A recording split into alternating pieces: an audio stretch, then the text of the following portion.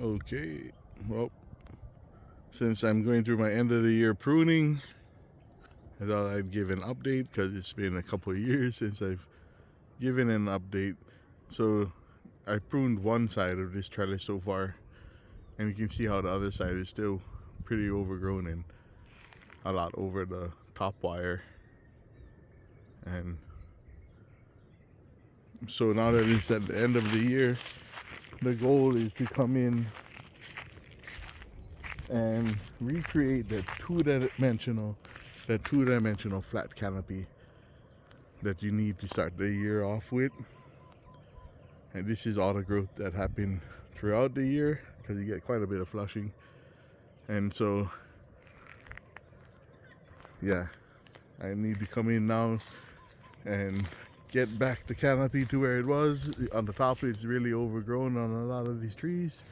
You can see this is a kit mango and it's a good 4 or 5 feet over the top trellis, so all of that needs to come down. This is the end of the season. I only have kit mangoes left on the trees, but it's almost done. So that's the trellises. This is the open tatura trellis system. So again, I started the trellises have 5 wires, with the bottom wire being at 18 inches, and then the bottom wire is at 24 inches, and then each wire above is 18 inches, with the top wire being at 8 feet. And so really, if you can see here, 24 inches for the bottom wire is too low, and a lot of the bottom fruit just ends up on the ground or really close to the ground, which makes them more easy for the chickens to peck on them. Just a few remaining keeps.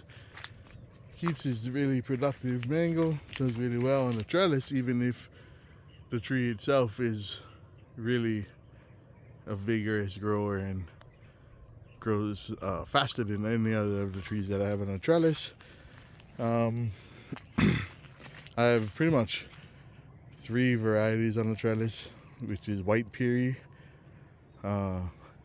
keet, and namdakmai, and there's a scattering of a couple other different varieties, but that's about it. Mostly white piri, and white piri is not a very productive mango because it's so susceptible to powdery mildew and anthracnose. So not an ideal mango to have on the trellis. Ultimately, if you want to do the trellis, you need to pick up a variety that's going to be very productive, and then you'll see the results that you want. But if you choose a variety that is has a hard time being productive, then you're not going to get that production on the trellis either. The trellises are spaced 15 feet apart on center, and that is also something that I would change if I continue to do the trellises.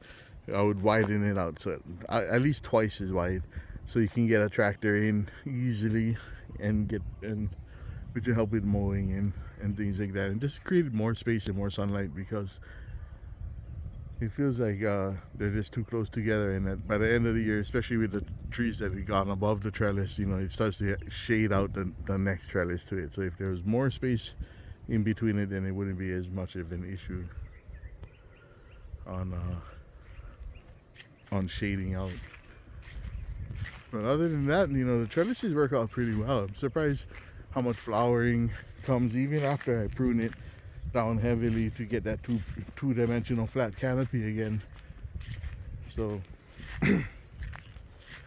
this is October now, and typically the white piri flowers in October, but it's not a good time of the year because it's also getting into our rainy season. So I end up if I try to capture the flowering, then it interferes with the pruning, which ultimately will affect the next year because the trees would just be too big. And so I just have to cut off the flowers. It's sad, but this time of the year, because it's so rainy, it's just hard to get nice mangoes anyways.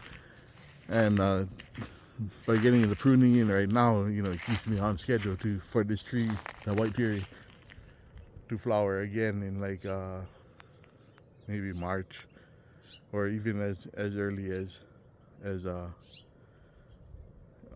January, February.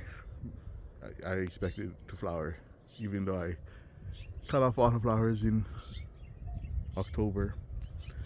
So, not much to see on the trellises, but just a short update. Feel free to ask questions. I'm usually answer them in the comments. But yeah, this is the open tatura trellis system.